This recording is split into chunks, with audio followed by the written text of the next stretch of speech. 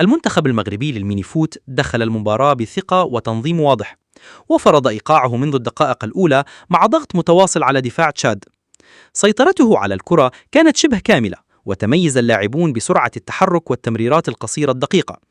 الهدف الأول جاء بعد سلسلة من التمريرات المنظمة التي أربكت دفاع تشاد، فيما كان هناك توازن ممتاز بين الدفاع والهجوم مع تحركات ذكية لفتح المساحات واستغلالها. في الشوط الثاني واصل المنتخب المغربي نفس النهج، لكنه لعب بهدوء وتأني، مما سمح له بتسجيل الهدف الثاني دون مجهود بدني زائد. المنتخب التشادي بدأ عاجزا عن مجاراة الرتم المغربي، سواء من الناحية الفنية أو البدنية. الهدف الثالث جاء ليؤكد التفوق التام للمغاربة، في وقت أظهر فيه اللاعبون تركيزا عاليا إلى آخر دقيقة، كما أن التغييرات التي قام بها المدرب ساهمت في الحفاظ على توازن الفريق وإغلاق المساحات أمام أي رد فعل محتمل من الخصم.